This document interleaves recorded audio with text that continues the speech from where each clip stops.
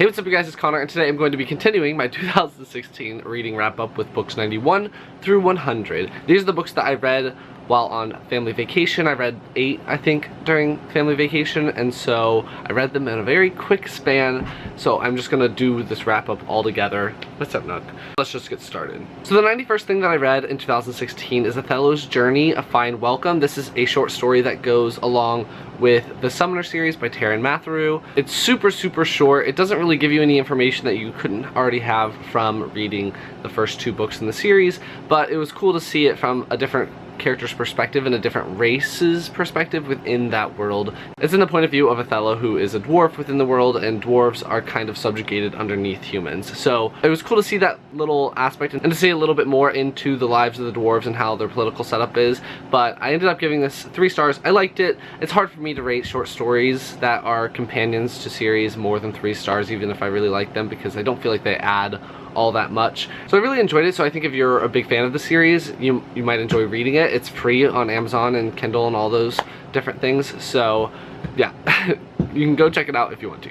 The next thing I read, which I think is the first thing that I read on my family vacation, is The Ocean at the End of the Lane by Neal Gaiman. I've done a book review for this. A lot of these I already did book reviews for, so I'm not going to talk about each one in a lot of depth. I'll just link them all in the card symbol and in the description. You can check them out for yourself.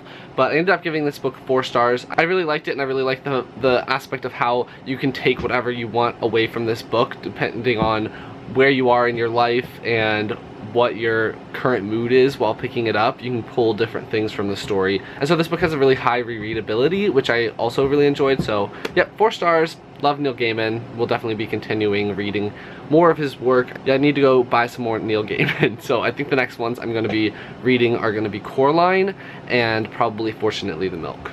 I then picked up How to Hang a Witch by Adriana Mather. I gave this book 3.5 stars. I also did a review on it. I thought it could be super tropey and kind of ridiculous, but I really enjoyed all the research that she did into going into this novel and how it's about the Salem witch trials, and it's about a girl who's descendant of a man who was responsible for kind of creating the hysteria that created the Salem witch trials. And I really liked those aspects as well as all the witch aspects that were involved. I did enjoy it, didn't love it. 3.5 stars. I read The Lost Knight by Candy Atkins. This is the first book in the Lost Knight series. It follows a girl named Agatha who discovers that she is not just your normal everyday girl. She is the descendant of this specific type of human that guards the gateway between 2 parallel worlds, and so she has to go on a journey to save both worlds. I ended up liking this one as well. I really liked the world building elements that she involved, and I really liked how she portrayed fairies and also the Grim Reaper like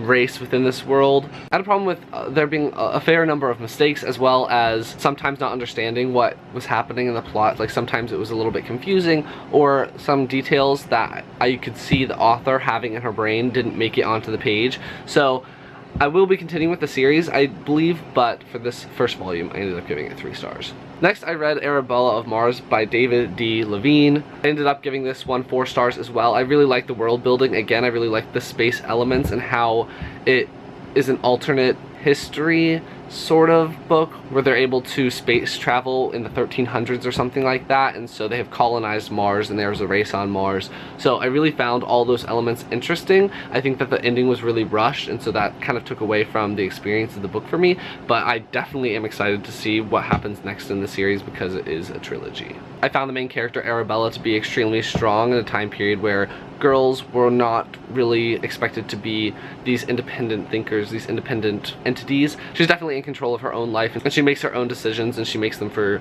good reasons. So I really liked her as a main character, and I cannot wait again to see what happens next. I don't know if I said this, but I did book reviews for both of these, and they will both be in the card symbol. I then read Ciders by Neal Shusterman. It's about a girl named Lindsay who moves away from her mother because her mother has basically given her up. Her mother's being remarried, and so she's shipped off her daughter Lindsay to her father, and so she's in this new environment. I think they're in New York, and then eventually she sees this boy in a grate, and his name is Talon, and they get swept up with figuring out what the truth is between their two societies and how they're related and what happened to create these two different societies within the same city. It deals a lot with ethnocentrism, which is obviously awful and you should stay away from it. It's when you think that your culture is the right way and you don't consider that other people also have a valid way of thinking and going about doing things, and you think that they should be more like you and you try to change them to be like you. That's basically a short version of what ethnocentrism is, and so it deals with that within this novel, and so I really liked those aspects. I think it was pretty short, and so at some points I thought that it moved very quickly, and I think that some of the characters' feelings happened very rapidly. So I ended up giving this book 4 or 3.5 stars. I'm not exactly sure, but I think it was 3.5 stars. So definitely recommend it. I love Neal Shusterman. He always has fantastic messages in his books.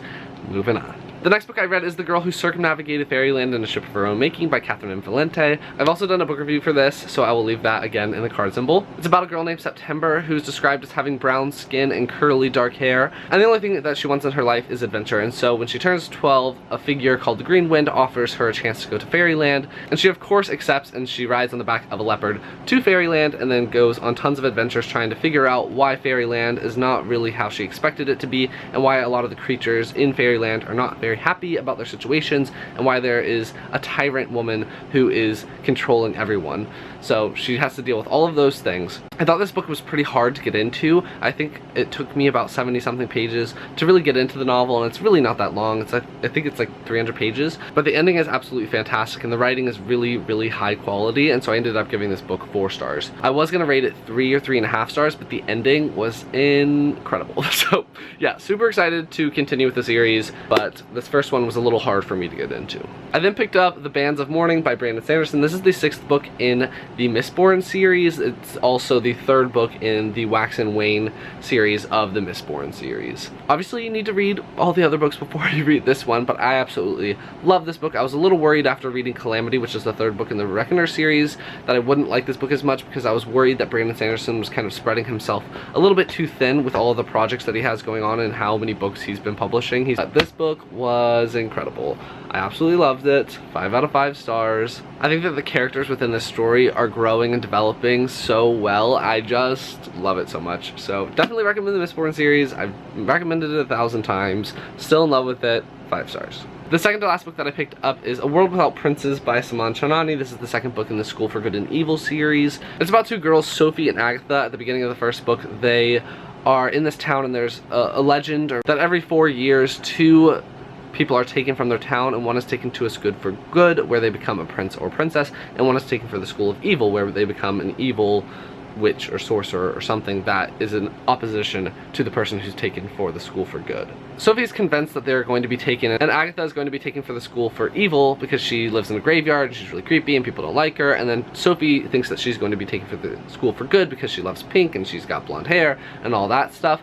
Turns out that they both get taken, but they get put in the opposite schools, and so they have to deal with the consequences of them being in the opposite schools and kind of accepting themselves and really just taking a good look in the mirror and seeing how they actually are and the way that they go about the things that they do and the way that they think about other people and the things that they demand from people. It also takes a lot of fairy tale tropes and puts them on their head and kind of makes fun of them, which I really enjoyed as well. I ended up giving this book 4 stars. I still sometimes get annoyed with Sophie because I feel like she takes a couple steps forward and then takes way more steps backwards, and I feel like she's not making any progress. And I also thought at times that some of the characters were just a little bit more dramatic than they needed to be, but I do really enjoy this story. I actually, if we're being honest, am having a hard time remembering stuff that happens in this book. I don't know why it's so forgettable to me right now. That's why I might downgrade my rating from 4 stars to 3.5 stars or 3 stars, because I am having a hard time remembering. I can remember the major plot points, but for some reason I just can't pull out a lot of the details in my mind, so that might be saying something as well. We'll see. I'm definitely going to read the 3rd book and finish up the trilogy, but I don't know when that will be. And the 100th thing that I read this year is going to be Zeus, King of the Gods. This is the 1st book in the Olympians comic book series by George O'Connor. This one follows the story of Zeus and how Zeus overthrows his father, who overthrew his father. It's basically just a little introduction into the world of Greek mythology and kind of how the universe came to being and how there was these primordial gods, and then they gave birth to the next generation of gods who gave birth to the next generation, which is the Olympians.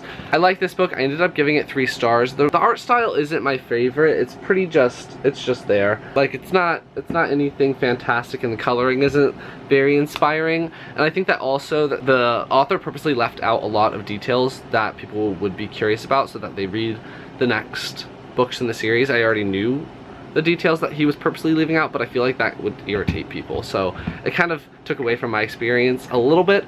I still liked it, and I will be continuing because I love Greek mythology and I love seeing it in a graphic novel comic book form, but I don't think I would recommend it to everyone unless you are super loving Greek mythology like I do. So those are the next 10 things that I read in 2016. Let me know down in the comments what you've been reading. If you like this video, please give it a big thumbs up, and I will talk to you guys next time.